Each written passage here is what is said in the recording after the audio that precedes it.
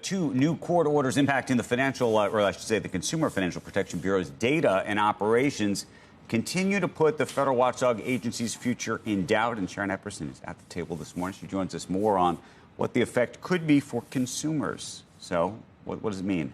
Well, you know, it means that the Trump administration has effectively closed the Consumer Financial Protection Bureau by firing workers and halting the agency's work.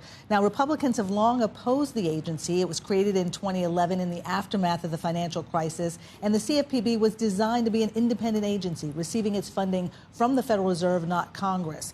Trump has said he wants to eliminate the CFPB because of waste, fraud, and abuse, although no evidence of those allegations has been offered. The law that created the CFPB assigned it specific regulatory responsibilities, including supervising financial firms, responding to consumer complaints about financial products and services, and enforcing consumer financial protection laws. In testimony last week, Fed Chairman Jerome Powell said there's no other regulator to make sure banks are following these laws, not deceiving consumers. Yet, uncertainty about the future of the CFPB has put agency rules in doubt, including actions to cap overdraft fees, limit credit card late fees, bar medical debt from appearing on credit reports, and overseeing payment apps. Some efforts to dismantle the CFPB, though, are now on hold, at least for this time. A judge's order on Friday blocked Trump officials from terminating more employees, deleting CFP data, or transferring agency funds at least until March 3rd, when another hearing is scheduled. Yet in another ruling on Friday, a federal judge granted Elon Musk's Department of Government Efficiency access to systems containing personal information and data at the CFPB and two other federal agencies. Musk publicly cheered this decision, and we're likely to see more lawsuits and court decisions that will ultimately determine the fate of the CFPB. Andrew. If all this gets wrapped up, though, inside Treasury or some other department, I don't know if it gets broken up or what happens, is it possible that I think people inside the Trump administration would say, to the extent there are good parts to the CFPB, we're going to continue those things inside these other places. Right. And so you shouldn't just look at the department's disappearance as somehow its disappearance. I'm just making that's the argument they'd make.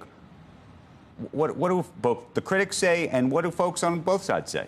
Well, I think the critics say that there's been just overstepping by the Consumer Financial Protection Bureau, and that some of these regulations that need to happen can continue to happen, whether that's through OCC or other organizations. But there are people who are saying that the work that the CFPB has done since its inception, the $21 billion that through enforcement and supervisory work consumers have been able to get back from financial abuses, there's a system set up that allows that to happen that cannot easily be replicated. This thing's toast.